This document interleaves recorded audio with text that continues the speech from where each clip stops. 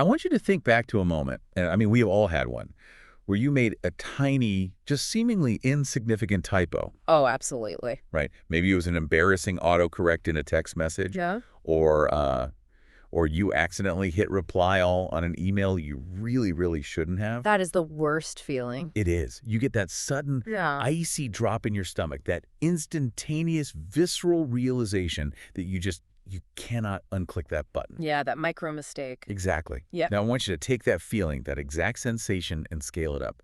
Imagine that exact same typo, just one misplaced character on a command line costing a company $100 million. It's a staggering thought, honestly. But, in the world of modern enterprise infrastructure, operating on assumptions rather than, well, empirical verification is the absolute fastest way to accumulate crippling operational debt. Yeah, it really is. We live in this era of complex, tightly coupled architectures. You can no longer assume a small change will have a localized effect. Because everything is connected now. Exactly. If an engineer assumes a parameter is correct without verifying it, they are essentially taking an uncalculated gamble with the entire organization's stability. Okay, let's unpack this. Because today, that is exactly what we are focusing on. What the source is called the precision imperative. Right. We are looking deep into the strategic frameworks, the real-world case studies, and the intense debates around how systems leaders build detail-oriented excellence in these high-availability environments. The real digital backbone of the modern world. Exactly. So our mission in this deep dive is to figure out how the best technical leaders shift their team's culture. Moving away from reactive, chaotic firefighting and toward proactive, meticulous precision. Which is incredibly hard to do. And the really tricky part, right, is how do they pull that off without turning into suffocating over-the-shoulder micromanagers? Yeah, that tension is basically the crux of the entire discipline. Because operational debt isn't just bad code. I mean, it's bad habits. Right. It's a culture of, good enough that just compounds over time. Yeah. It sits there like a landmine waiting for someone to hit the return key. Right. So let's establish the stakes immediately. Let's dig into why this matters right this second for anyone managing systems or, frankly, anyone relying on digital infrastructure. Which is all of us, really. It is. Yeah. So let's go back to that $100 million typo. We have this case study of a major cloud service provider suffering a catastrophic multi-region outage. A massive event. And normally, when the public hears multi-region outage, everyone immediately screams cyber attack. Of course. We picture a room of state-sponsored hackers breaching firewalls. But the reality here is entirely mundane, which somehow makes it, much more terrifying. Far more terrifying, actually, because it was entirely self-inflicted. This wasn't some advanced, persistent threat. Right. It was literally a single typo in a command line parameter. And this was during a routine maintenance procedure on a billing system. Wait, a billing system? How does a billing script take down core regional servers? I mean, that implies a massive failure in how these systems are even separated. Well, and that is exactly the vulnerability of tightly coupled architecture. The engineer was running a script intended to clear out some stale billing logs. Right. Standard administrative overhead. Exactly. But because of one erroneous character in the syntax, the automation miscalculated the target scope. So instead of pointing at the billing storage arrays, it pointed at the core compute infrastructure. Oh, wow. And it initiated a decommissioning sequence. So it just assumed, we don't need these foundational servers anymore, let's shut them all down. Precisely. The automation executed exactly what the human told it to do with terrifying efficiency. Because it doesn't know any better. Right. And because everything in a cloud environment relies on those foundational compute nodes, the storage layers, the networking planes, the identity management systems, when the core vanished, the dependencies just cascaded into total failure. Unbelievable. What's fascinating here is how the sheer scale of modern tech transforms a tiny oversight into a macro disaster before any human can even hit an abort switch. It's like building a high-speed bullet train, but realizing that a single loose screw on the track can derail the whole thing precisely because it's moving at 300 miles an hour. That's a great way to look at it. The velocity of the system becomes its own worst enemy. And that typo is really just one flavor of disaster. There is a whole litany of silent failures in the sources that keep systems engineers awake at night. Oh, absolutely. Let's talk about BGP route leaks, Border Gateway Protocol. For you listening, think of BGP as the postal service of the internet, directing traffic between massive global networks. How does a single detail take down internet routing? So to understand BGP failures, you have to understand that the internet operates entirely on a system of automated trust. Okay. A router at a telecom provider in London essentially announces to the world, hey, if you want to reach these specific IP addresses, send the traffic through me. Makes sense. But a route leak happens when an engineer at that provider misses a single route filter statement in a configuration file, or, say, botches a subnet mask. So just a small syntax error again? Yeah. Suddenly, that router accidentally announces, hey, send all internet traffic through me. And the rest of the internet just believes it. It does. Because BGP assumes the configuration is intentional. So traffic meant to go from New York to Tokyo suddenly gets routed through a small, ill-equipped server rack in a basement somewhere. Oh my God. The hardware is instantly overwhelmed, packets are dropped by the billions, and massive swaths of the internet just go dark. Again, it's not malicious. It's just an engineer forgetting to restrict the broadcast radius of a single file. Exactly. That is wild. Then there's this concept of silent data corruption. This one genuinely gave me pause because I was trying to visualize it, and I realized it's exactly like having termites in the foundation of your house. That's a good analogy. Right. You walk around every day, the walls look fine, the roof isn't leaking, the operating system is turning along. But underneath, the wood is slowly being eaten away. In a data center, this manifests as a subtle storage driver misconfiguration, right? That termite analogy is perfect because it gets at the core mechanism, which is invisibility. The storage driver is the software that translates the operating system's desire to save a file into the actual physical writing of ones and zeros on a hard drive. Okay. If that driver is misconfigured, it might start writing corrupted blocks of data.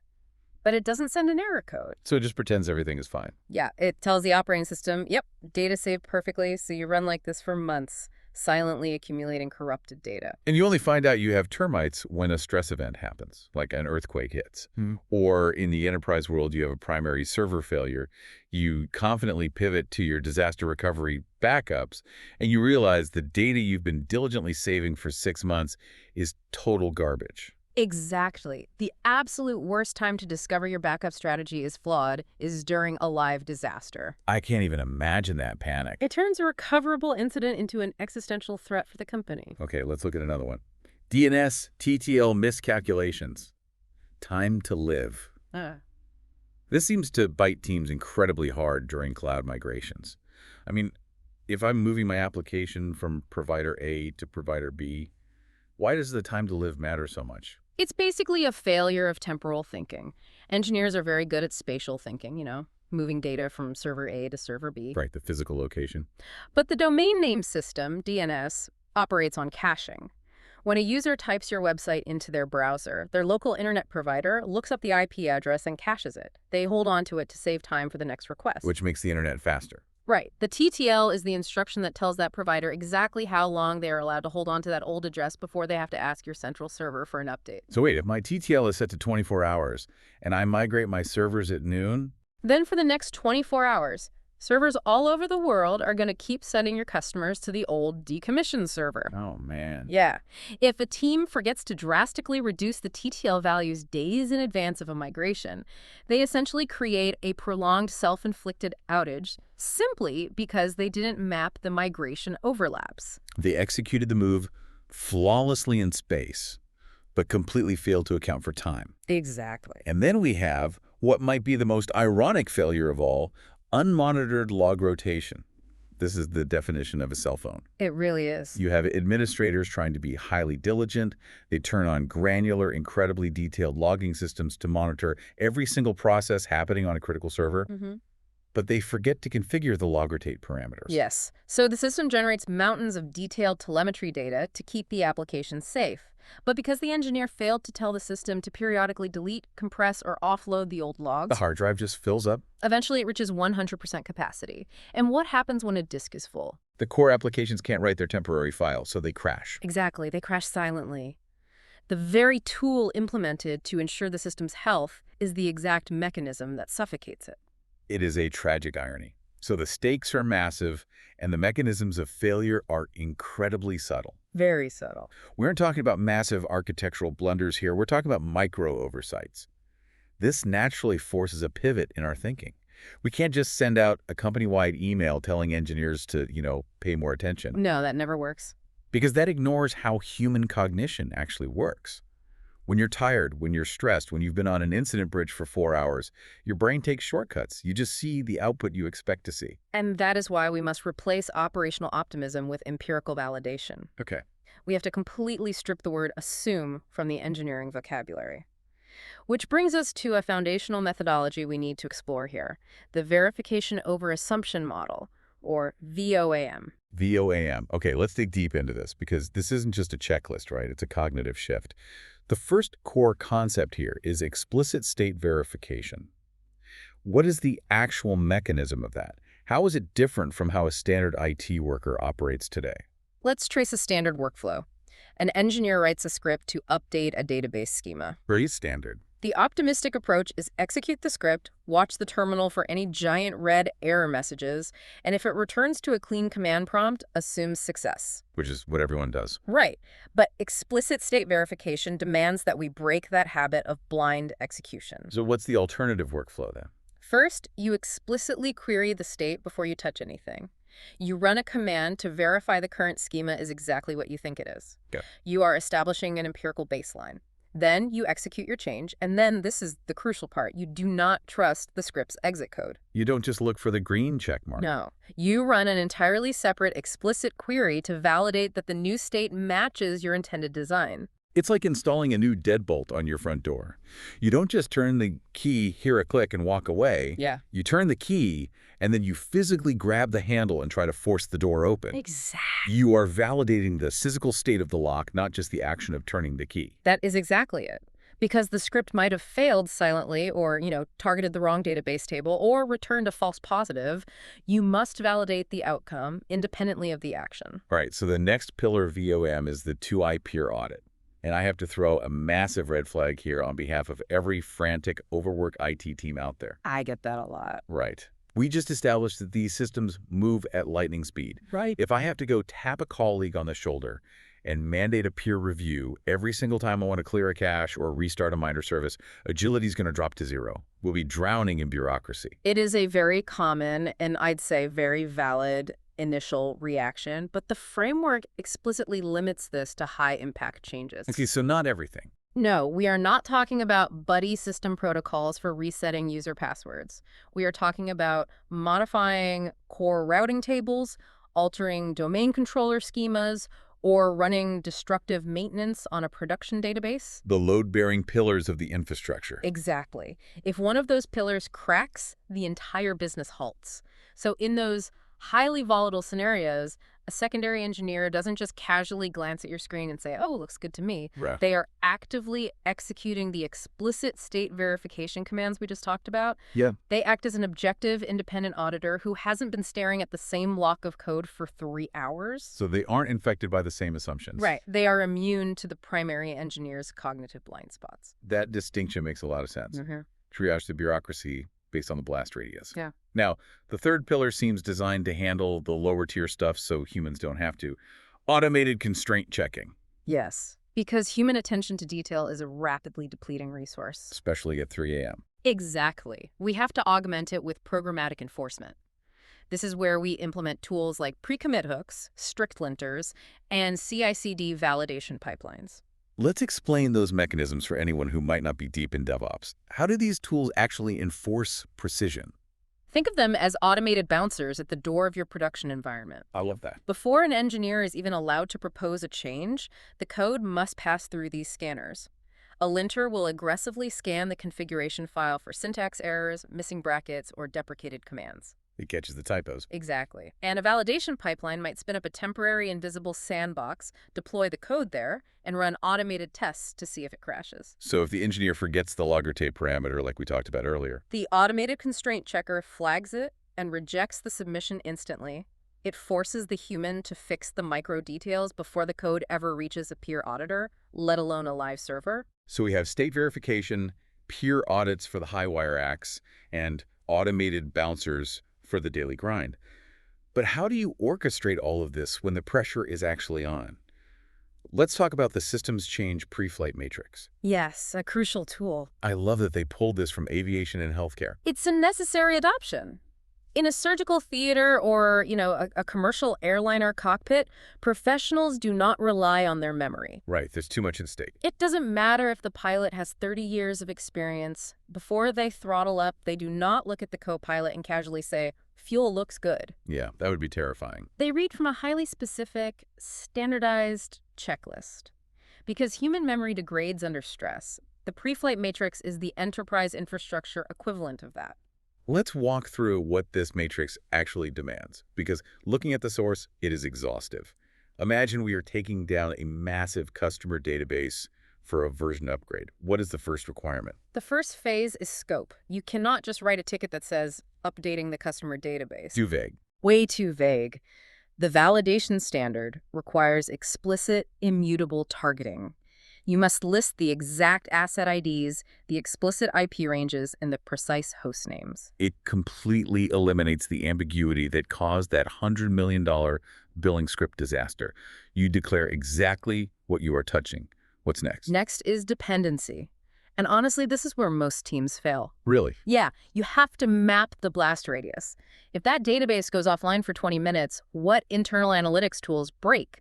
Do the customer-facing mobile apps start throwing 500 errors? So you have to know everything connected to it. The matrix demands a complete upstream and downstream topology map and explicit sign-off from every service owner whose application relies on that database. You literally have to get their permission to break their stuff temporarily. Yeah. Okay, the third phase is rollback.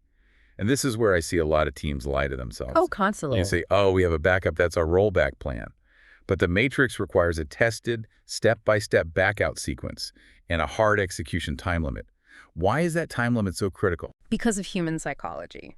If you allocate a 2-hour maintenance window and you are at the 90-minute mark and the database still won't boot, the human instinct is to double down.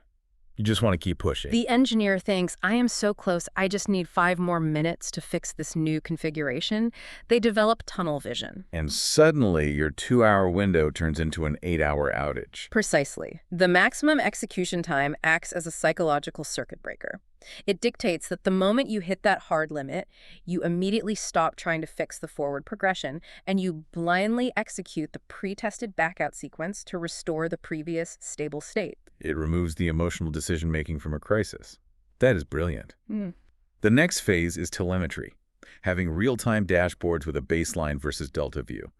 I assume this ties back to explicit state verification. It does. You need a snapshot of what normal looked like an hour before the change. You can compare it to the system state 5 minutes after the change. So you can spot the difference. Right. If CPU usage was at 40% and now it's at 90%, you know your change introduced an anomaly even if it hasn't crashed yet. Which leads perfectly to the final phase, which is post-check. The standard here is a 0 error log delta, which honestly sounds like a utopian fantasy. It means your change didn't just seemingly work, it didn't introduce a single new background error. It is the holy grail of systems engineering. It means you left the campground exactly as clean, if not cleaner, than you found it. Now, here's where it gets really interesting. I have to play devil's advocate here, because sitting in a studio mandating matrices and 0 error deltas sounds incredibly robust. On paper, yeah. Right. But when you introduce this into a real engineering department, it causes massive cultural friction. You are going to have people screaming that you're ruining the company. Right. And we have to debate these tensions that the sources outline. Let's start with tension number 1, precision versus delivery velocity, or as the critics call it, analysis paralysis. This is guaranteed to be the loudest pushback any technical leader will face. You will have incredibly talented, fast-moving engineers arguing that this extreme detail causes bureaucratic drag. Which is a fair concern, right? They will point out that if every routine task requires an exhaustive peer review, multi-stage approval matrices, and elaborate dry runs, the team's agility will just plummet. They fear the company will fall behind competitors who are shipping features faster. It is the absolute collision of the move fast and break things philosophy with the move methodically and verify everything mandate. I see the logic of the critics. I mean, if I have to spend 2 hours verifying a 15-minute change, I am slowing down the business. Yeah. How do you resolve that? Well, you have to fundamentally redefine what velocity actually means in the context of enterprise infrastructure. The counter perspective is that fast execution of a flawed plan doesn't create velocity. What does it create? It creates a massive accumulation of technical debt and outage recovery time. Explain the math on that for me. Let's say you skip the checklists and deploy a change in 1 hour. It feels very fast. But that change contains a subtle misconfiguration that causes an outage 2 days later. Okay, the termites wake up. Exactly. Now you have 10 highly paid engineers spending 12 hours on an incident bridge, troubleshooting, frantically rolling back systems, and doing data recovery. That's a lot of lost hours. Plus, you have to write an incident report and placate angry customers. You didn't save time by moving fast. You actively destroyed hundreds of hours of productivity. That's a great point. True velocity is measured by MTBF, mean time between failures, combined with clean, uninterrupted deployments. So precision doesn't hinder speed. Precision enables speed because you avoid the catastrophic time sinks of incident response. Exactly. You go slow on the micro level so the macro system can run at a sprint. That makes perfect sense. But that leads us right into tension number 2, which is much more emotional. Micromanagement versus autonomous stewardship. This is where ego comes into play, and I mean that in a professional sense. We are talking about principal engineers, senior systems architects, people who have been doing this for 15 years. Right. If you hand a brilliant senior architect a rigid 5-phase pre-flight checklist, they are going to feel insulted. Oh, absolutely. They are going to feel like you were treating them like a fast food assembly line worker, killing their creativity and intuition. And if a leader mishandles that reaction, they will lose the buy-in of their best people, and the initiative is just dead on arrival. The resolution here hinges on a crucial leadership distinction. You must distinguish between micromanaging people and establishing high standards for process. How do you articulate that difference in a heated one-on-one meeting with a senior engineer? You have to separate the what from the how. You tell them you have absolute autonomy in the design phase. Okay. The senior engineer chooses the architecture, they select the database engines, they solve the complex puzzle of how to scale the traffic. That is where their intuition and brilliance are required. But let them be brilliant there. However, process rigor governs how that brilliant solution is injected into a live, volatile production environment. So the checklist doesn't tell them how to build the engine. It just ensures they don't drop the engine block on their foot while installing it. Exactly. You are standardizing the execution, not the ideation. You are protecting the environment from the biological reality that even brilliant people get tired and make typos. Standardize the execution, not the ideation. That is a really great mental model. The third tension is incredibly relevant to where the industry is heading right now. Tooling reliance versus fundamental discipline. This one is huge right now. The critics here point to infrastructure as code, IAC. They say, look, we use Terraform, we use Ansible, we have policy as code, human attention to detail is obsolete, the automated systems will catch the errors. We don't need this intensive, human-centric VOAM framework anymore. It is a deeply seductive argument because our automation tools are incredibly powerful, but it relies on a fundamental misunderstanding of what automation actually is. Automation has no context. It has no intuition. It has no awareness of your business logic. Automation only executes exactly what a human defined. So if there is a flaw in the definition, Then the automation becomes a weapon of mass destruction. wow. If an engineer leaves a missing edge case in a Terraform module or, say, uses a wildcard in an identity and access management policy that accidentally grants public read access to a secure bucket, that is not a failure of the tool. Because the tool is just doing what it was told. Right. The Terraform linter might say the syntax is perfect. The failure is a human design oversight. And the automation just takes that human error and applies it across 10,000 servers in 5 seconds. Exactly. Automation amplifies precision, but it exponentially amplifies overlooked errors. A human being must still possess the fundamental, painstaking discipline to define the architecture correctly in the first place. You cannot code your way out of human apathy. No, you can't. Which forces us to look at the psychology of the human operating the keyboard. Because the matrices, the linters, the pre-flight checks, they are all utterly useless if the engineer simply doesn't care enough to engage with them deeply. It all comes back to the person. Let's pivot to the cultural psychology of extreme ownership. Yeah. How do you cultivate true stewardship? This is the transition from managing technology to leading human beings. True precision is driven by personal accountability. A systems leader has to coach their team to see themselves not as mechanics just turning wrenches to close JIRA tickets, but as the actual stewards of the organization's digital core. They need a sense of ownership. They have to feel visceral ownership over the stability of the environment. I want to look at the micro-level scenario used in the sources to illustrate this because it perfectly captures the difference between a mechanic and a steward. The task is updating an SSL/TLS certificate on a web server. A very common task. Now, to a junior tech, updating a cert is a 5-minute visual check. You install the new file, you open your web browser, you see the little padlock icon next to the URL, you say, great, HTTPS is working, and you close the ticket. And in a high-availability enterprise environment, that minimum viable effort approach is practically negligence. Right. Let's break down what detail-oriented stewardship actually demands for that exact same task. It goes way beyond checking Chrome on your laptop. What else must they check? First, cross-browser and platform compatibility. Does the new Cypher suite work on older mobile devices? Does it work on Safari? Okay, so expanding the testing footprint. Then you have to verify the intermediate chain certificates. Is the entire cryptographic chain of trust correctly linked all the way back to the root certificate authority? And if it's not? If it's missing a link, some browsers will trust it, and others will throw massive security warnings to your customers. But it's not even just about human users and browsers, right? No, and this is where the unseen breakage happens. They have to test the internal API endpoints.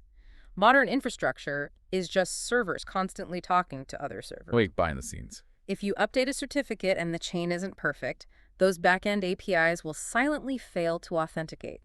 The web page might load, but the checkout cart will just spin endlessly because the front end can't securely talk to the payment backend.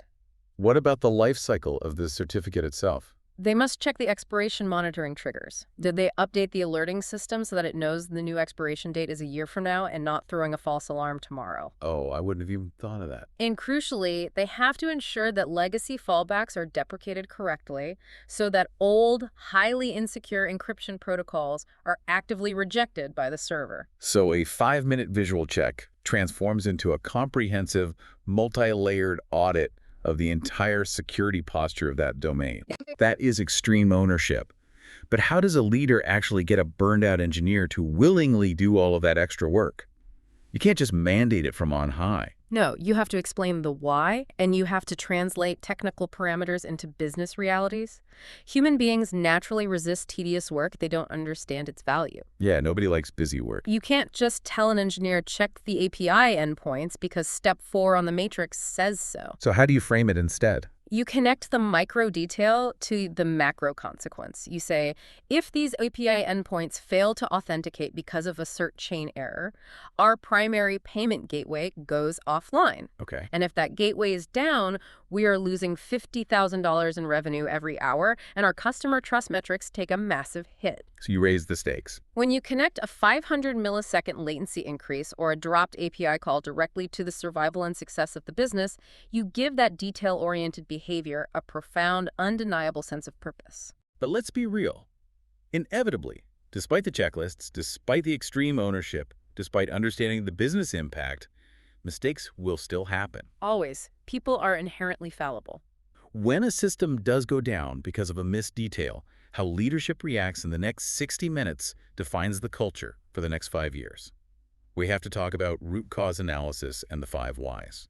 This is the pivot from individual blame to systemic analysis. It is the most critical cultural mechanism a leader possesses. Because if you handle it wrong, if an engineer makes a mistake that causes an outage and the immediate reaction from the VP is to find out who did it and punish them, you instantly manufacture a culture of concealment. because everyone goes into self-preservation mode. Exactly. Engineers will start hiding their near misses. They will sweep small, subtle errors under the rug, and they will become absolutely paralyzed by fear when executing complex, necessary changes. That makes total sense. Blame destroys transparency, and without transparency, you cannot have precision. So how do you run a blameless post-mortem using the 5 whys without it secretly just turning into a disguised blame session? You focus relentlessly on the mechanism, not the operator. Instead of asking in the meeting, why did John break the database, you ask the room, why did the database crash? Okay, taking the person out of it entirely. Right. Well, the cleanup script executed on the production target instead of the staging target. Why did the script execute on the wrong target? Because the target parameter in the runbook was ambiguous. Why was it ambiguous?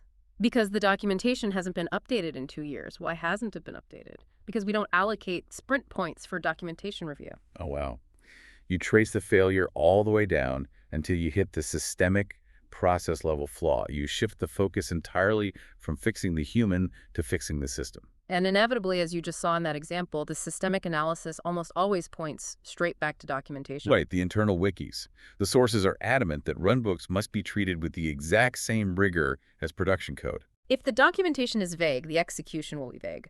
A bad runbook says something like, restart the web service and check if it works. Which means nothing. It leaves an immense amount of interpretation up to an engineer who might be operating on 2 hours of sleep. What does a rigorous runbook look like then? A rigorous runbook removes the cognitive load of decision-making entirely. It says, execute system-fed, restart Nginx. Wait precisely 30 seconds. Execute curl-i localhost, and verify you receive a 200 OK status code. Very specific. If you receive a 502 bad gateway, do not attempt to troubleshoot. Immediately proceed to roll back step 3 on page 4. Don't even think, just do. It must contain exact commands, expected terminal output snippets, and concrete, indisputable failure indicators. Okay, we have covered a massive amount of theory. We've got VOAM, the pre-flight matrices, MTBF, extreme ownership, the 5 whys. But I need to see the proof. Let's look at the real world. Right, I want to know how these frameworks actually survive contact with reality when everything is on the line. Let's dig into these 2 extensive real-world case studies from the text. Let's start with case study 1, the misconfigured wildcard. This narrative is a textbook example of how one keystroke triggers cascading failure. We are looking at a mid-sized enterprise software company. They are executing a scheduled upgrade of their internal service mesh. Okay. The engineer running the keyboard is senior, highly experienced, but operating under a severe time crunch. The classic pressure cooker. The maintenance window is closing, business hours are approaching, the coffee stopped working 3 hours ago. Exactly. As part of this upgrade, there is a routine housekeeping task, which is to run a cleanup script to remove stale certificates from the staging environment. Just a quick cleanup. However, because he was rushing to finish, he didn't double-check the absolute path parameter for the script. Instead of typing out the exact explicit directory for the staging certs, he used a broad wildcard pattern, an asterisk, inside the configuration string. An asterisk. In a command line environment, that is the most dangerous key on the keyboard if you don't know exactly what shell you are in. In this specific context, it was catastrophic. Because of that wildcard, the script didn't restrict itself to the staging directory. It traversed higher up the tree and executed against the entire production key store. Oh no. It silently deleted all the live production certificates. Within minutes, the core internal services completely lost mutual TLS trust. Stop there for a second and let's explain mutual TLS trust because it's vital to understanding why the whole company went dark. What actually happens when services lose that trust? Think of the internal server network like a highly secure corporate facility. Not only do the employees have to show their ID badges to the security guards to get in, but the security guards also have to show their badges to the employees to prove they are legitimate corporate security and not imposters. Okay, I like that visual. That two-way verification is mutual TLS. The servers constantly authenticate each other before sharing a single packet of data. When that production key store was wiped out by the wildcard, all the servers suddenly lost their ID badges. So they can't talk at all. They looked at each other and basically said, I don't know who you are, I cannot verify your identity, therefore I am refusing all communication. And boom. Yeah. Total, instantaneous gridlock. Yeah. Cascading failure across the entire platform. The result was a complete platform shutdown that lasted 14 agonizing hours. 14 hours of downtime for an enterprise software company. I mean, the lost revenue, the SLA penalties they had to pay out, the sheer panic in that war room, it must have been unbelievable. All from an asterisk. Just one symbol. But the defining moment of this case study isn't the outage, it's what happened next, the turnaround. The systems engineering manager did not fire the engineer who typed the asterisk. Which perfectly illustrates our discussion on blameless post-mortems. Firing that senior engineer would have satisfied a primal corporate urge for retribution, right? It would have felt like doing something. It would have looked decisive to the executives, but it wouldn't have fixed the underlying vulnerability. Another engineer would have just made the same mistake a year later. Instead, the manager used this painful incident as a catalyst to completely overhaul their change management process. They implemented systemic fixes. What were the specific changes? First, they instituted mandatory dry run execution requirements. Before any potentially destructive script can be run in any environment, it must be executed with a --dry run flag. What does that do? This forces the system to output exactly what files would be deleted or modified without actually touching them. The engineer must explicitly review that output. That's explicit state verification in action right there. Second, they built path validation logic directly into their operational tooling. So even if an engineer tries to use a broad wildcard in a sensitive directory, the tool inherently rejects the syntax and refuses to run. Automated constraint checking. Nice. And third, they implemented strict read-only credential isolation for staging, meaning the credentials used to run the staging cleanup script literally lack the IAM permissions to even access the production key store, wildcard or not. They limited the blast radius at the identity level. That is a masterclass in systemic fixing. The quote they use to sum this up in the sources is phenomenal. Knowing what a script should do is never a substitute for verifying its exact scope. It's the golden rule. Okay, let's look at case study 2. Rebuilding infrastructure rigor at scale. This one features a fintech firm, and they weren't suffering from one massive 14-hour blast. They were suffering from chronic pain. Yes, death by 1,000 cuts. Every single weekend, during routine database maintenance windows, something would go slightly wrong. It was a culture of micro outages. What kind of failures are we talking about here? A lot of dependency failures. They would update a database but forget to update the connection strings in the application that relies on it. Or they would initiate a failover to a backup database without verifying replica lag, meaning they switched over before the backup had fully synchronized the last hour of financial transactions. For a fintech firm, that's really bad. Or simply forgetting to toggle maintenance mode in their monitoring systems, which would inadvertently trigger hundreds of critical false alarm pages to engineers sleeping at 2 a.m. I could feel the burnout radiating from this story. When your weekends are just a gauntlet of anxiety, team morale disintegrates. The team was exhausted and terrified of making changes.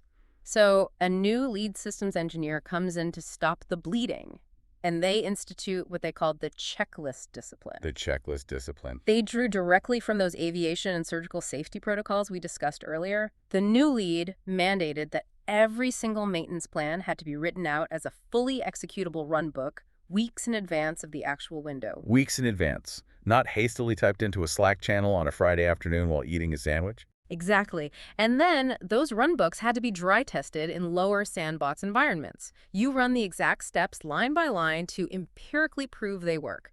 Finally, the plan had to be signed off by a secondary peer auditor who verified the scope and the rollback triggers. And the outcome of implementing this massive wall of process. Over a 6-month period, unscheduled downtime dropped by 92%. 92%. That is a staggering return on investment for simply slowing down and writing things out. And I bet the stress levels plummeted too. Process doesn't just save servers, it saves sanity. It protects the humans from the weight of the system.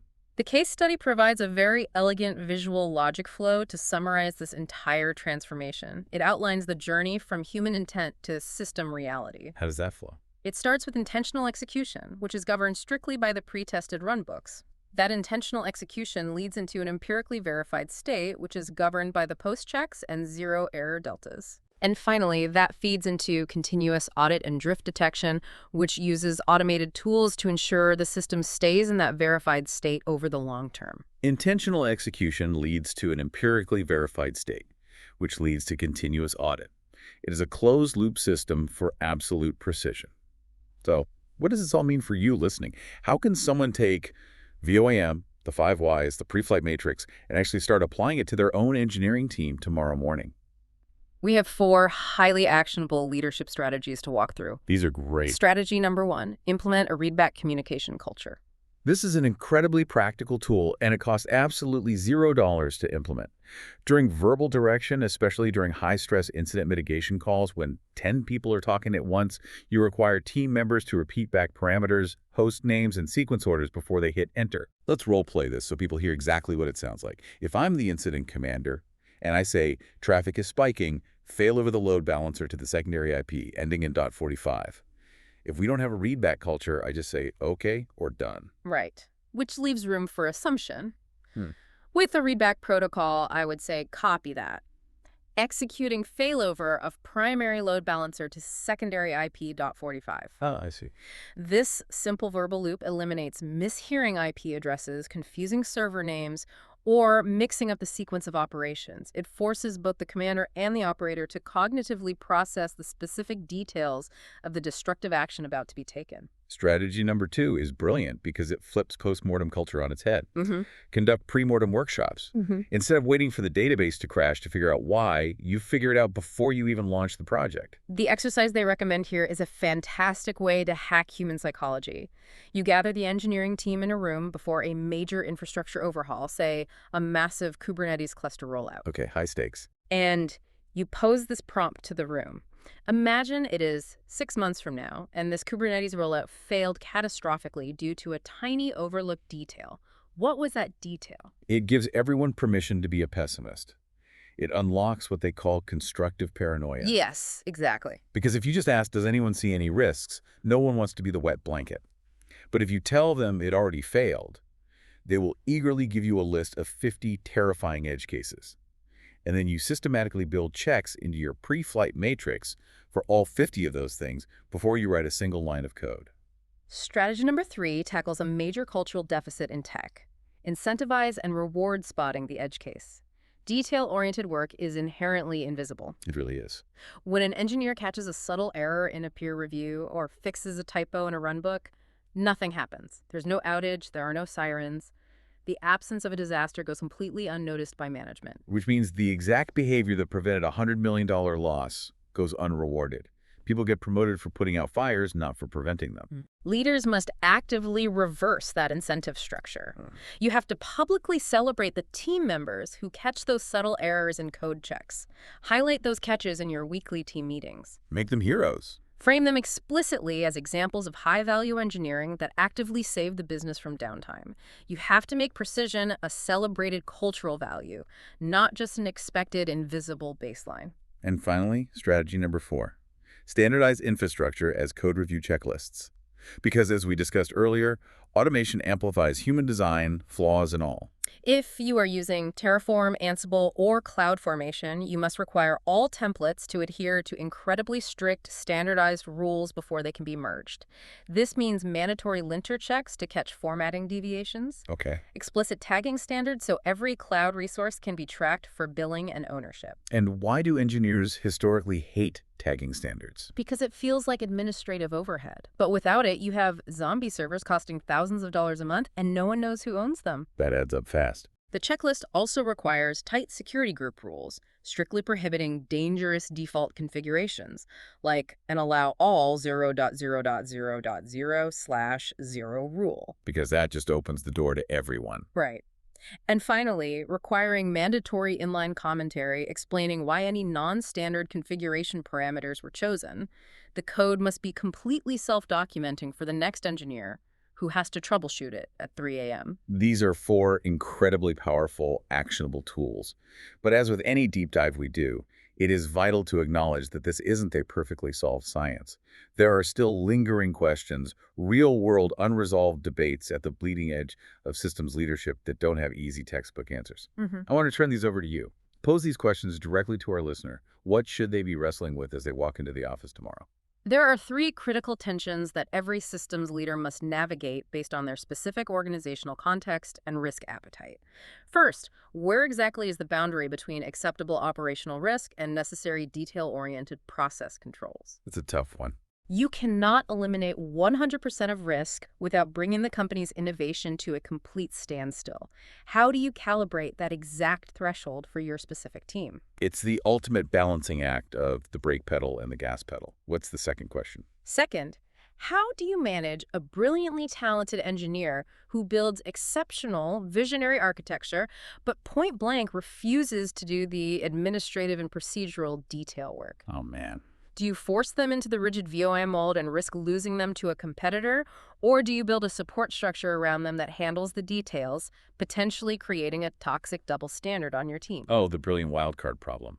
That destroys team cohesion if you handle it wrong. And the third?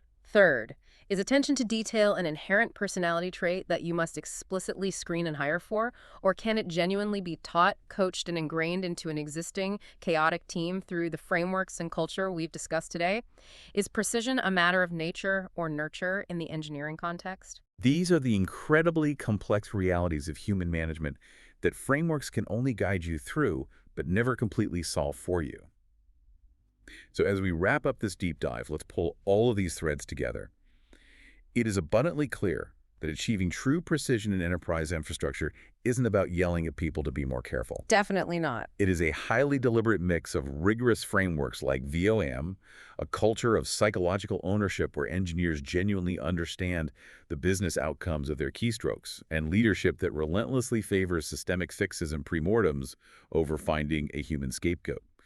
It's about building a working environment where it is incredibly easy to do the right thing and programmatically very difficult to accidentally do the wrong thing. And if we step back and connect this hyper-technical discussion to the broader trajectory of our industry, it leads to a final thought that builds heavily on everything we've explored. We spend billions of dollars every single year building increasingly advanced AI, machine learning, and automation tools specifically designed to abstract away complexity and remove human error from our systems. But as we established with infrastructure as code, automation only executes what humans design, and it does so at an exponentially faster global scale. So the stakes are only going to compound. The blast radius is just expanding. Exactly. What if the ultimate bottleneck in the future of technology isn't computing power or network bandwidth or algorithmic efficiency? What if the true bottleneck is the simple biological limit of the human attention span? Wow. Are we rapidly building autonomous systems that are simply too vast, too interconnected, and too fast for our own brains to accurately verify before we hit execute? That is a staggering thought to leave on. Are we outrunning our own biological capacity to pay attention to the details? Thank you for joining us on this deep dive. Stay curious, take a breath, and verify the state before you hit enter. And always, always double check your wildcard configurations. We'll see you next time.